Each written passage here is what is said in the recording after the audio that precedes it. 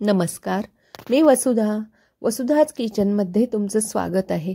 आज आपण बनवायचं आहे शेवग्याच्या शेंगांचे सूप। नेहमी आपण शेवग्याच्या शेंगांची भाजी किंवा आमटी करतो, तर आज आपण सूप बनवूया।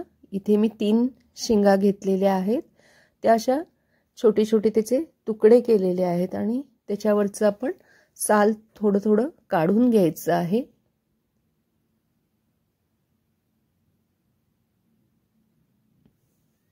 अशा प्रकारे सर्व तुकड्यांवरचे ते साल काढून घ्यायचं आहे। आता एका भांड्यामध्ये हे शेंगांचे तुकडे स्वच्छ धुवून घ्यायचे, 2-3 वेळा धुवून टाकायचं आहे। मग त्याच्यामध्ये पाव चमचा मीठ घालायचं, थोडीशी हळद घालायची,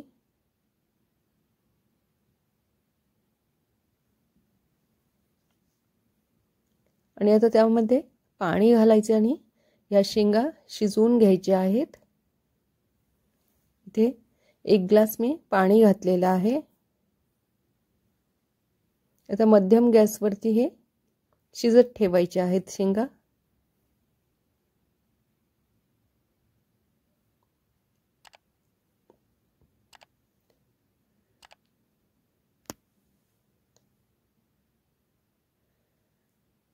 शेवगा हा आपल्या तब्येतीसाठी खूप चांगला आहे, म्हणजे पौष्टिक आहे। तर त्यासाठी आपण हा एक नवीन रेसिपी म्हणून किंवा एक वेगळा पदार्थ म्हणून करून बघायला काहीच हरकत नाही। मध्यम गॅसवर ह्या शेंगा आपल्याला शिजवून घ्यायच्या आहेत।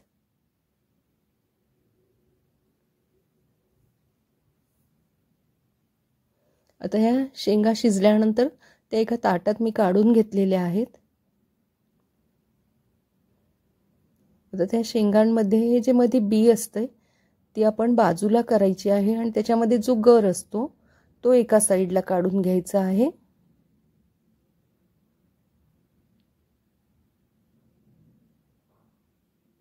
चमच्याच्या सहाय्याने तो गर काढून घ्यायचा। आता त्याच्यामध्ये बी वेगळी कशासाठी करायची, ती नाही केली तरी चालतं, पण काही जणांना पित्ताचा त्रास होतो। जर पित्त नसेल तर तुम्ही त्या शेंगांच्या गराबरोबर ती बीही तुम्ही वाटून घेऊ शकता, पण जर पित्ताचा त्रास घरात कोणाला असेल तर ती बी आपण बाजूला काढून ठेवायची आहे, ती त्या पेस्टमध्ये घ्यायची नाहीये।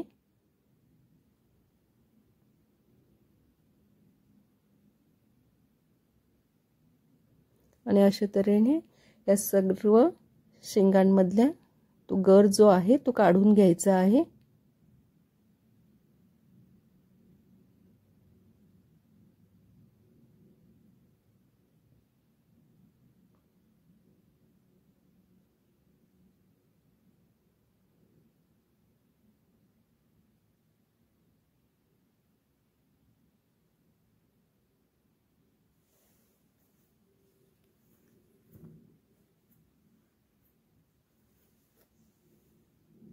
आणि अशा तऱ्हेने हा जो गर निघेल तो आपण मिक्सरच्या भांड्यामध्ये घ्यायचा आहे आणि थोडीशी अगदी कोथिंबीर घालायची आणि थोडं मिक्सरला ते फिरवून घ्यायचं की एकजीव व्हावी ती पेस्ट।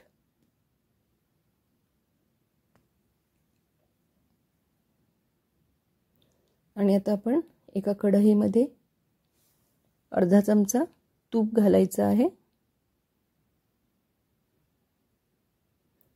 तेलही तुम्ही वापरू शकता। आणि तूप चांगलं तापल्यानंतर त्याच्यामध्ये थोडेसे जिरे, म्हणजे पाव चमचा घातले, आणि एक 5-6 लसणाच्या पाकळ्या अगदी बारीक चिरून टाकलेला आहे लसूण, 1 मिरची, आणि हे थोडा वेळ परतायचं आहे। त्याला करपूही द्यायचं नाहीये, फक्त त्याच्यामधला कच्चा वास जो लसणाचा असतो तो जाऊ द्यायचा आहे।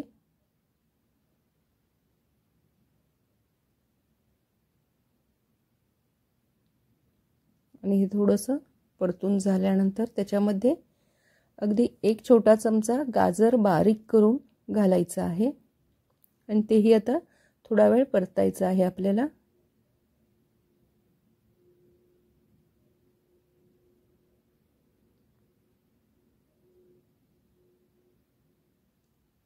या सूपमध्ये हे असं गाजर टाकल्यामुळे त्या सूपला छान चव येते।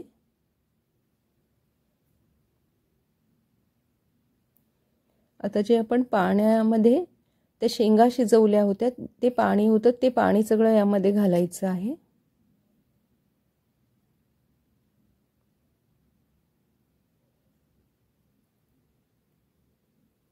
आणि थोडा वेळ अगदी 1-2-3 सेकंद त्याला उकळू द्यायचं आहे। आणि आता ती पेस्ट होती ती घालायची मिक्सरमध्ये, आपण शेंगांची केक करून घेतली होती ती।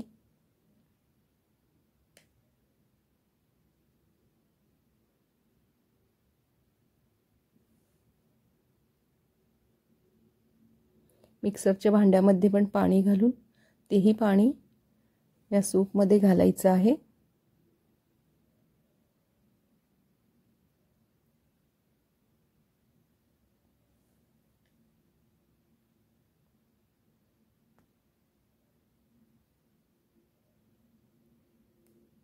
जरा उकळी आली की यामध्ये पाव चमचा मिरी पावडर घालायची आणि थोडंसं मीठ घालायचं, कारण मीठ आपण शेंगा शिजताना पण घातलेलं होतं।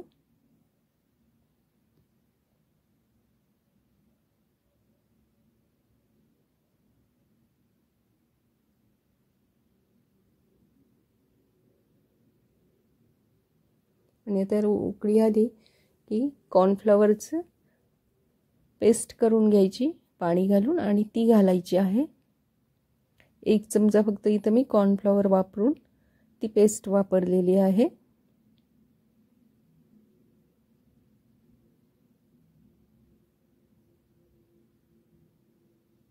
आणि ह्याला आता एक चांगली उकळी येऊ द्यायची आहे।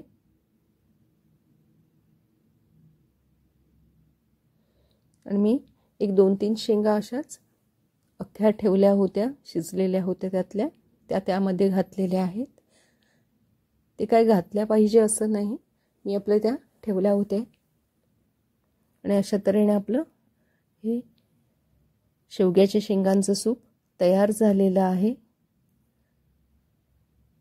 भरपूर गुणांनी युक्त असं आहे हे, नक्की करून बघा, त्याची टेस्ट अगदी तुम्हाला नक्की आवडेल। आपण कधी करत नाही हे, पण खूप छान लागतं। आणि अशा तऱ्हेने हे सूप तयार झालेलं आहे। ही रेसिपी तुम्हाला आवडली असेल तर व्हिडिओला लाईक आणि शेअर करा व सुधाच किचनला सबस्क्राईब करा। पुन्हा भेटूया नवीन एका स्वादिष्ट रेसिपीसह। धन्यवाद।